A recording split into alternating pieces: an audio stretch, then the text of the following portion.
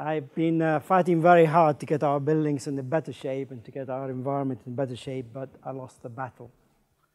Nevertheless, I want to talk today about things like cities and how many are from Southampton, how many actually live in Southampton. Not many. For the majority live in Southampton. How many of you feel passionate about Southampton as a city? How disappointed are you? Okay. Well, I have been living here for most of my adult life, and I'm extremely disappointed, but I'm trying to do something about it in the light of my activities around in this university. So, here we go, our planet. And I think it's been already said that more than 50% of us live in cities, and that's actually about 0.6% of the total Earth mass. Land, not mass, but actually the whole ocean and land mass. So 2% of the land mass. And we consume about 75% or more of the resources in cities. And that's likely to go even more and more. And we have about 80% of our emissions occurring in cities. So that's really the driver behind looking at cities in a big way. How did we come about to live in cities? We came from humble environment, okay? We came from caves, from rural communities and so forth. But we came out from these rural communities into cities. These cities required energy because the way we structured them, the way we built our building, for example, the ventilation in this building here, okay, really very cheaply. We haven't thought about the aspect of it, the way we design it, the orientation and so forth. So we built it mostly in glass. Created a lot of heat. A lot of people know about the heat island effect. That required more cooling because the environment itself has been heated up by our own buildings, and they required more energy. Okay, so it's a vicious cycle that we need to break if we want to control our emissions in cities. And that's basically why cities are really the most important things to target our attention if we want to drive the energy consumption lower and lower. What are the challenges and opportunities in cities? The first one that people talk about is really related to how much money that currently the cities have. And we have a really depressed economic environment, very challenging environment for anybody, even a forward-looking city council would like to do. There is no money around to actually to be had. So what we need to do is be much more innovative about how to create that. And I hope I'll tell you a bit more about what we try to do in Southampton. There are opportunities perhaps in what the government drives us to say in infrastructure and regeneration. We have also within cities quite a spectrum of buildings that are of different type, different aspects, different build and so forth. We have roads, we have trains and so forth, that we already have invested so much in that. Okay, we need to take that into account when we think about designing, urban design for cities, not just starting with a new city, but starting with the old as well as the new. And if we look at energy as the overarching component for designing in cities, one would think about the water, the transport system, the density of people in there. We'll talk about buildings. We already mentioned these in terms of this building here. And there are opportunities, for example, in the refurbishment of these buildings. For example, you design for energy efficiency and perhaps for buildings to generate power. We have some buildings in this university which generate their power, but not all the power that they need. Perhaps if the buildings are very efficient, then the power that's produced may cope with their load, or perhaps if it copes with the load, you can actually submit that directly to the grid. For example, in Germany, 5% of their electricity is coming from photovoltaics, which is on top of buildings, okay? And then we can think in terms of how we design for housing, work, leisure, and health. We have a demography in our type of living here in various aspects in European cities where we have older population and younger population getting less and less. And we need to think about mobility, and also about future-proofing of buildings. For example, if you want to design, or if you want to build a building in this university, you need to understand how would that building cope under a climate change, for example. If the temperature rise that was expected to be 2 or 6 degrees centigrade, how would that building cope under that auspices? So the design aspect in terms of engineering need to take into all these.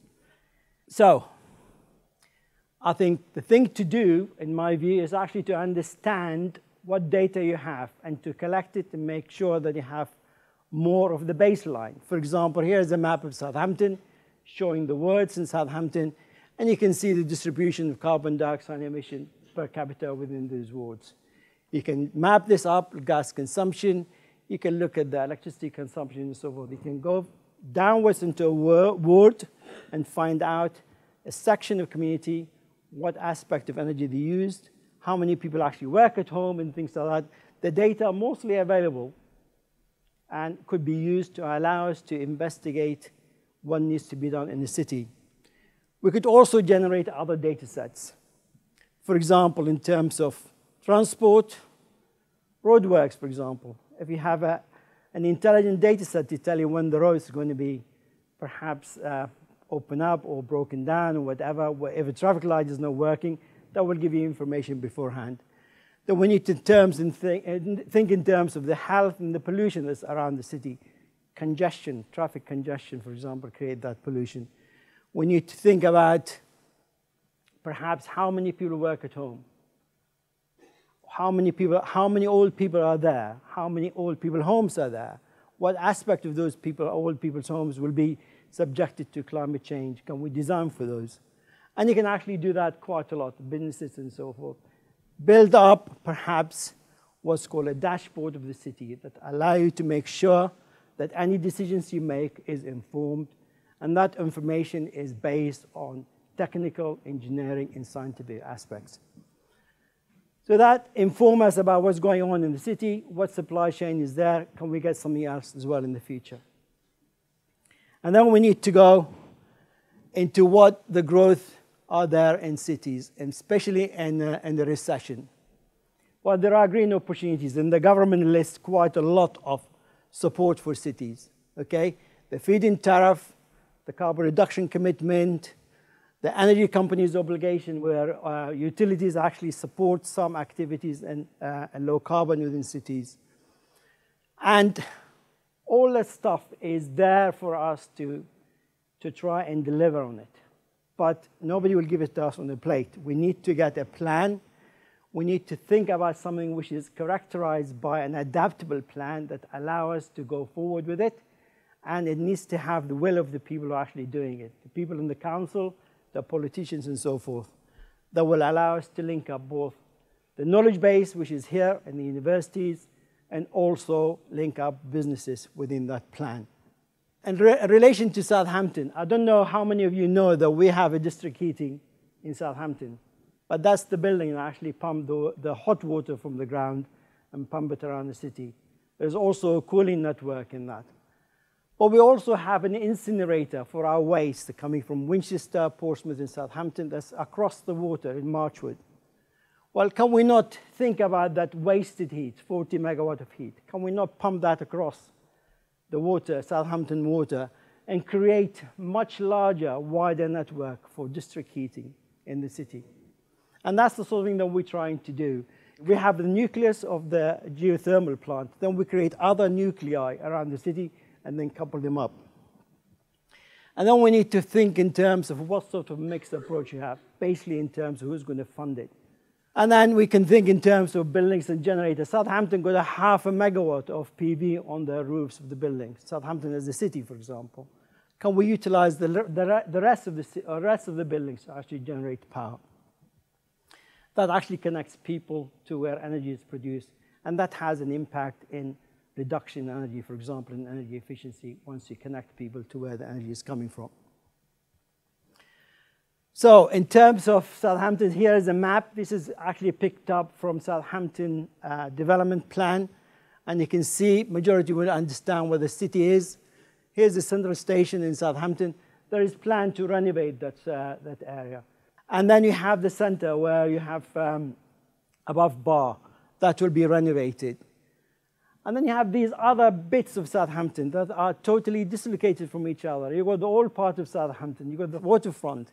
And you've got West Quay. A lot of people come into West Quay, shop, and go back. We've got a lot of green spaces around Southampton. and we never utilize them. What can we do to connect these? So here's the plan that we applied for money for, to actually not just have buses to go across to connect these entities, but also have data hubs, cafes that allow you to come and connect and see what happens in Southampton. An app, Southampton app that we can provide. Come into Southampton, you can go to Southampton University and listen to Professor Bahaj talking about energy. How about that? That'd be wonderful, right? Or an app to tell you what's the best deal in town. That's really fantastic to do. So that's the sort of, we're trying to get the council to think about. There's also plans to get the city closer to its waterfront. I mean, we're surrounded by a lot of water, yet there is nothing around for us to go and actually interact very well with the water. So no buses, no what you call it, taxis, no water taxis. We're surrounded by water, no water taxis. Why? Because apparently it's non-economic. Non-economic because the historical data they had, it shows it's non-economic. The city has expanded so much. And I think people, rather than going on this bridge here, they would rather go by sea. Have a nice time to come to Southampton. Okay. Then we have about 1 million people coming to take the cruise ships across to the world. All those people who come to Southampton, they just go away either from the airport or from their taxis directly to the cruise ships. There's nothing for them to do in Southampton. We're not really exploiting that number of people coming out to Southampton. And here's the master plan for Southampton, 3 billion to be spent by 2020. And those things that has got numbers on it are target for regeneration, So, the city has got no money, but they got a lot of water. And they got a lot of waterfront. Most of these areas are owned by the city. Okay, a lot of the waterfront is owned by the Port Authority, APP. But the rest of the stuff is owned by the city. Why is it the city like Southampton, which is 1 hour and 20 minutes from London, cannot get inward investment to the level that other cities like Bristol, for example, get, and Liverpool and Cardiff? I keep asking that question. I've been asking that for 15 years. And I think I've got people to listen to me now. Why can't we think like this? This is in Singapore about 2 weeks ago. The Bay waterfront in Singapore. Huge investment in that. And it's a very successful investment in a city like Singapore. We also have a problem with regard to flood defenses. Why can't we think of multifunctional components around our sea with regard to flood defenses? Things like this that give us gardens, give us energy, and also allow us to expand our leisure activities. So in summary, I have a lot of things here in summary, but I'm not going to go through it. My summary is 2 things. First one is that cities should really get on the act of trying to get to talk to the boys who own the money in the city. So we're talking now about bonds, going about looking at a portfolio of bonds that cities around the UK could actually utilize in developing their own portfolios of things around the city. There are investments that are going to be got around from the government in relation to the investment, the Green Investment Bank, and we need to address those. And the second one is we need to work. I'm sure the majority here are actually engineers, scientists, social scientists. We need to work jointly. Talk to your people in the council to say, let's work together to change the city. Thank you.